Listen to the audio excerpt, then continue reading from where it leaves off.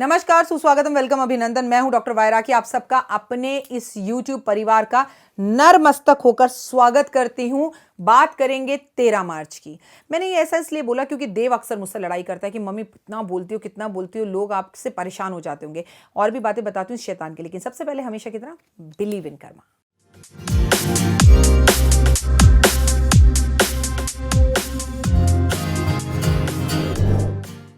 हाँ जी, तो कर्मों में बिलीव करें। आपको पता है कि वीडियो मेरी रोज के रोज अपलोड देव करता है, इसलिए जो उसमें हिंदी मिस्टेक्स होती हैं उसे आप इग्नोर मारें, वो देव की है। यू नो दैट इस जनरेशन की हिंदी का क्या हाल है, तो वो उसकी स्पेलिंग्स हैं, कई शब्द और भाषाएं मैं उसे समझाने की कोशिश करती हूँ, वो समझ नहीं पाता, तो मैं उसको बोल देती हूँ इतना तो यूट्यूब परिवार तेरे बारे में अब जान ही गया है। मुझसे ज़्यादा वो तुझे जानते हैं कि तू क्या क्या कर सकता है और क्या क्या नहीं कर सकता।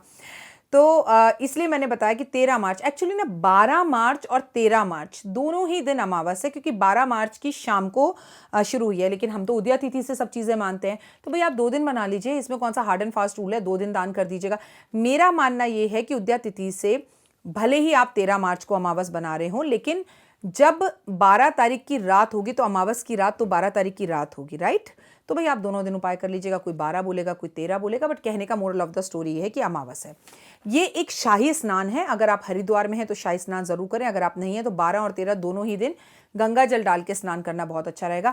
घर में भी गंगा जल जरूर छिड़कें। घर के अंदर एक बात हमेशा याद रखें कि घर के मुख्य दरवाजे पर अमावस पर साफ सफाई कर कर, डस्टिंग वस्टिंग कर कर, हल्दी से निर्मित स्वास्तिक बनाने से पितृदोष खत्म होता है। आज पितरों को खीर जरूर खिलाएं आप। अब आप कहेंगे राखी जी खीर हम 12 को खिलाएं कि 13 को खिलाएं, तो आप 13 को खिला दीजिए, क्योंकि शाम को 12 तारीख की शाम से अमावस शुरू हो रही है।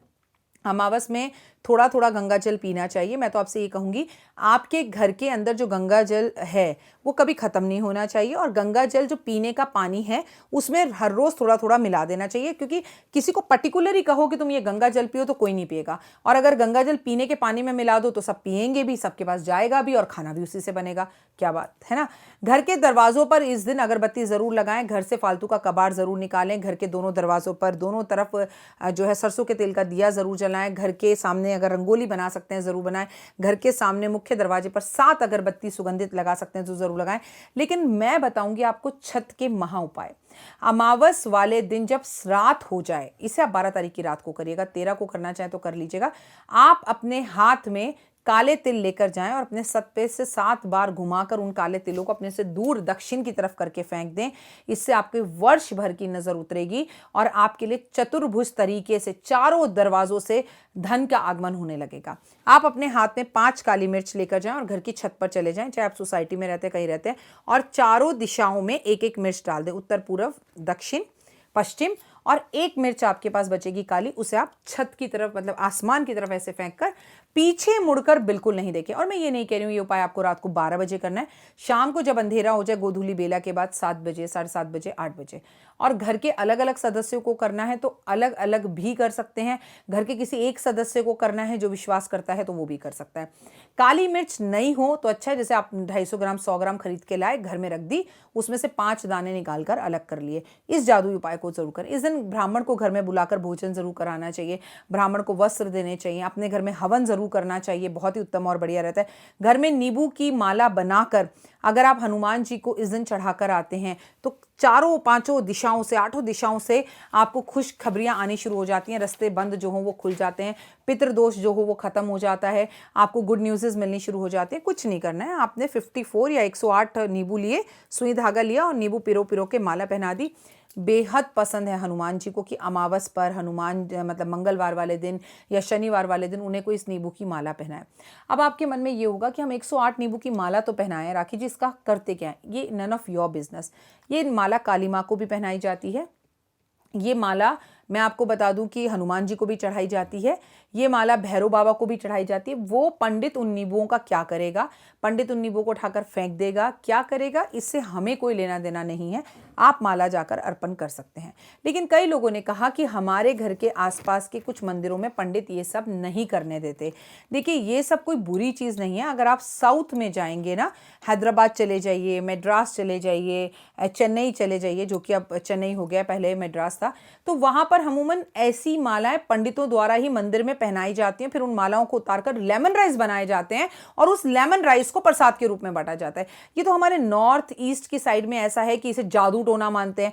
अब एक बात बताइए, भगवान को नींबू अर्पण करना भाई कौन सा जादू टोना हो गया? जादू टोना पड़ोसी पे करेगा, अपने प्यार पर करेगा, गर्लफ्रेंड पर करेगा, किसी पे करेगा, इंसान भगवान पे करेगा?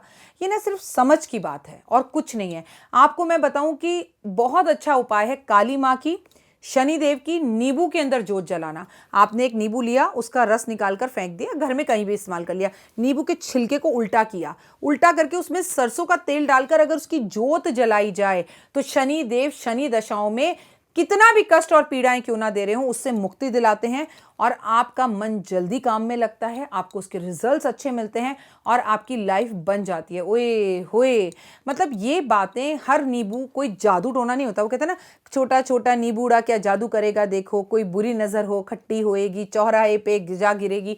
तो ये रूल्स हैं। नींबू का काम है वो खट्टा है, खट्टेपन को दूर करता है, नज़र उतारता है, जादू टोने को हटाता है। तो इन चीज़ों को लेकर जिन पंडितों की ऐसी मर्यादा है, मान्यता है, उनका ज्ञान मैं कम समझती हूँ, पर ये जादू टोना बिल्कुल भी नहीं है। तो ये नियमित रूप से करने से आपको बहुत फ़ायदा होगा। अमावस पर कोई भी अच्छा काम लोग नहीं करना चाहते। अमावस की रात पर लोग डरते हैं, घबराते हैं, बेचैनी होती है उन्हें। इसका रीज़न भी है क्योंकि मून गायब होता है, मून नहीं होता। मून नहीं होता तो इंसान बड़ा परेशान रहता है। तो अभी करना क्या है आपको? पहली बात तो जिनका चंद्रमा पीड़ित हो वो बड़ा डिप्रेस फील करते हैं, जिनके प्यार में बहुत बेचैनी घबराहट चल रही हो, पहले ही प्यार डिस्टर्ब हो तो वो और भी ज़्यादा परेशानी और बेचैनी महसूस करते हैं। तो ये है केसर। ये केसर की नन्ही सी डब्बी आपको चमत्कार दिखा सकती है। अमावस की शाम को गोधूली बेला में करीबन 4 से 5 बजे तक आप इसका 4 और 5 के बीच में केसर खूब सारा डालकर, वो पीला हो जाएगा, चीनी डालकर भरपूर दूध पी लीजिए।